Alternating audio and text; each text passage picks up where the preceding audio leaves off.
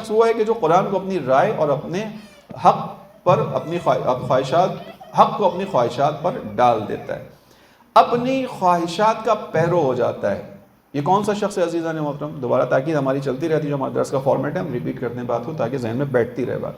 کون سا شخص ہے جو اس الہی انسان کے مقابلے میں، جس کی خصوصیات امام نے پچھلے پیراگراف میں بیان کی تھی، آج ہم اس کی بیان کر رہے ہیں کہ جو اس کے مقابلے میں یہ حق کو اپنی خواہشات پر ڈھال دیتا ہے۔ توجہ کیجیے گا، یہ ہم سب کی زندگی کا ایک ایسا مسئلہ ہے کہ جس میں شاید ہماری اکثریت اس کے اندر مبتلا ہو۔ انسان خواہشات کا ہی اسیر ہے، سارا معاملہ ہی یہی ہے، خواہشات ہی کی پیروی میں انسان پھر وہاں پہنچ جاتا ہے جس کو امام علی علیہ السلام بیان فرماتے ہیں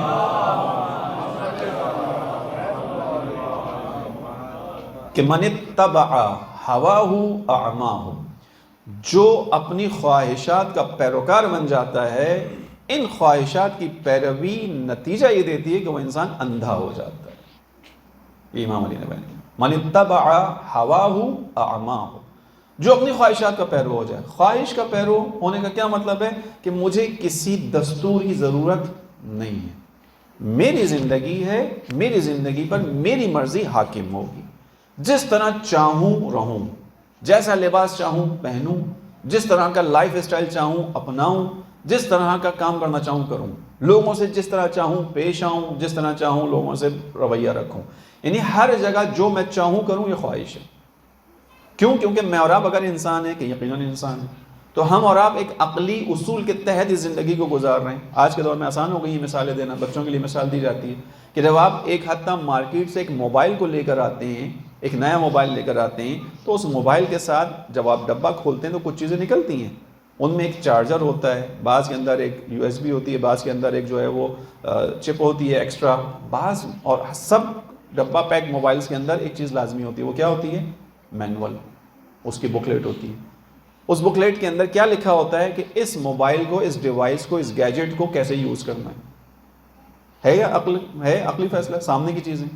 ہم اور آپ اس موبائل کو جو لے کر آتے ہیں 10,000 15,000 20,000 1 لاکھ جتنے کی بھی قیمت ہوتی ہے، ہم اور آپ اپنے آپ کو عقلی طور پر پابند سمجھتے ہیں کہ یہ جو ہم نے گیجٹ لیا ہے، جو ڈیوائس ہمارے پاس ہے، اس کو اس طریقے کے مطابق ہی آپریٹ کرنا ہے جو اس بک میں لکھا ہوا ہے۔ کیوں؟ اس لیے کہ جو بنانے والا ہے اس کا، اسی نے اس کا میکینزم اس کے اندر لکھ دیا ہے کہ اس کو کیسے استعمال کیا جائے گا تو یہ موبائل، یہ ڈیوائس اچھا کام کرے گی۔ حالانکہ پیسے آپ کے، چوائس آپ کی، کلر آپ نے چوز کیا، ماڈل آپ نے چوز کیا، لیکن اس کو استعمال کرنے میں آپ اپنی مرضی پہ نہیں چل رہے۔ مثال دے دیتا ہوں کیسے مرضی پہ نہیں چل رہے۔ آپ نے ایک موبائل لیا اور اس کے اندر آپ نے دیکھا لکھا ہوا ہے کہ یہ واٹر ریزسٹ نہیں ہے، پانی کے اندر کام نہیں کرے گا۔ آپ اپنے آپ کو کبھی بھی نہیں کہیں گے کہ میری مرضی، میرے پیسے، میری چوائس ہے، اس پہ لکھا ہو نہ لکھا ہو، میں اس موبائل کو پانی میں ڈال دیتا ہوں۔ نہیں کریں گے کام۔ کیوں؟ کیونکہ اس کے اوپر لکھا ہوا ہے کہ واٹر ریزسٹ نہیں ہے، پانی کے اندر جا کے کام نہیں کرے گا، خراب ہو جائے گا۔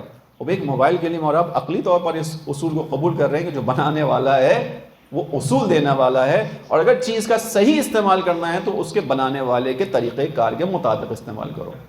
میں اور آپ بھی کسی کے بنائے میں عزیز ہوں، مجھے اور آپ کو بھی کسی نے بنایا ہے، اور بنانے کے بعد اس نے پوری کائنات بنانے کے بعد اپنی تعریف کہیں نہیں کی۔ چاند، ستارے، سیارے، افلاک سب کچھ بنانے کے بعد میں اور آپ تو اپنی تعریف کر لیتے ہیں، وہ خدا کسی جگہ اپنی تعریف نہیں کر رہا۔ ایک جگہ وہ اپنی تعریف کرتا ہوا نظر آ رہا ہے، جب انسان کی خلقت کا مرحلہ آتا ہے، کہتا ہے میں نے انسان کو بنایا ہے، فتبارک اللہ احسن الخالقین، اور کتنا بابرکت ہے وہ جو بہترین خلق کرنے والا ہے۔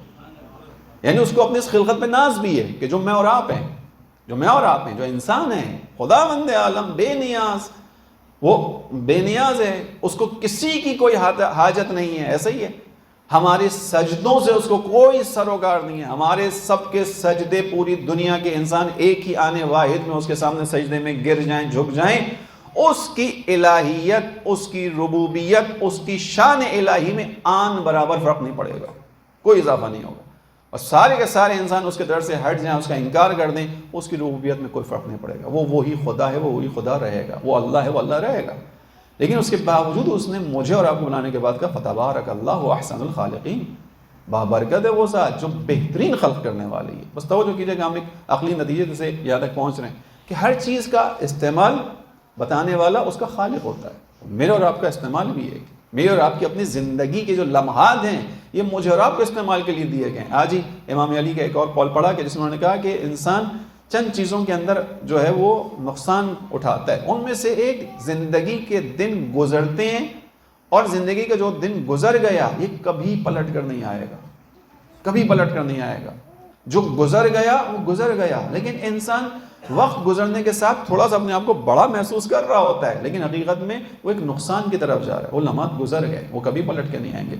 عزیزان محترم، بس حق یہ کون سا انسان ہے جو الہی انسان کے مقابلے میں جو اپنی خواہش کے مطابق زندگی گزار دیتا ہے؟